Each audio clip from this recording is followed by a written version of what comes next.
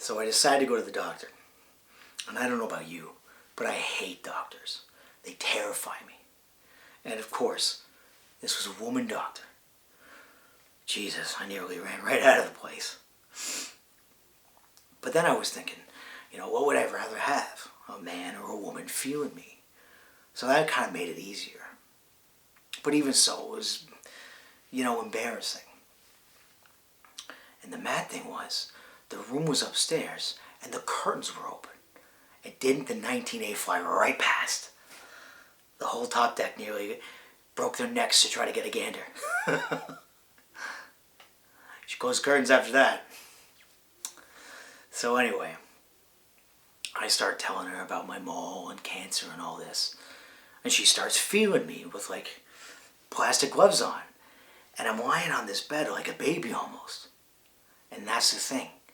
She looks up at me and says, "Are you aware you only have one testicle?" Well, I nearly dropped. Or I would have, except she's holding me by the...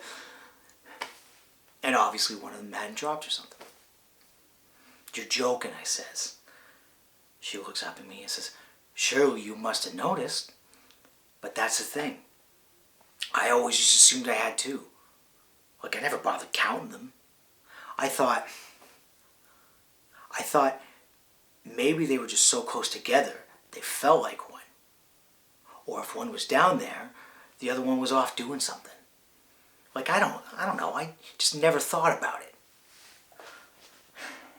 So, she tells me then that I might have what they call an undescended testy, meaning that one of them dropped and the other one hadn't.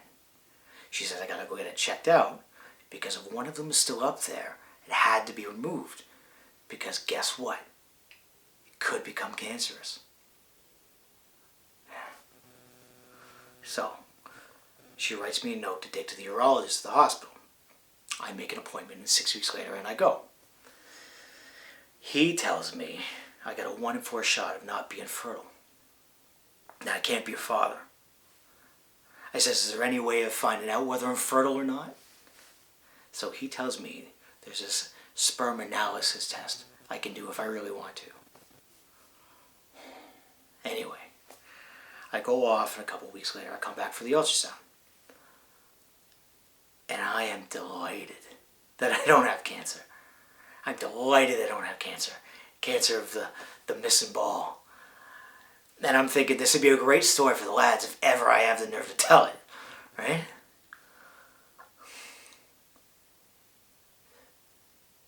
But really I'm thinking, am I fertile or not? Can I be a father or not? I didn't know until just that moment how much I wanted to be a father.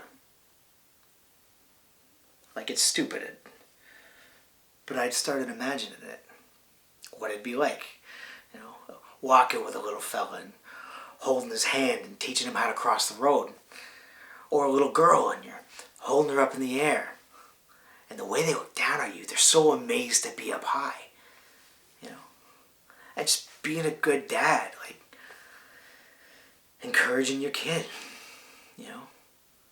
giving them a tenner if they're stuck.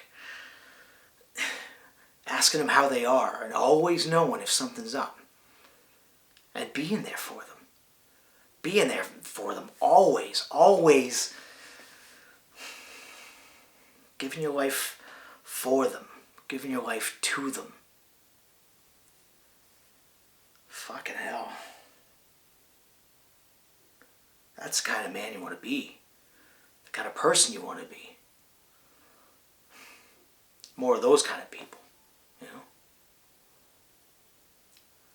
kind of person I want to be. Kind of father I want to be.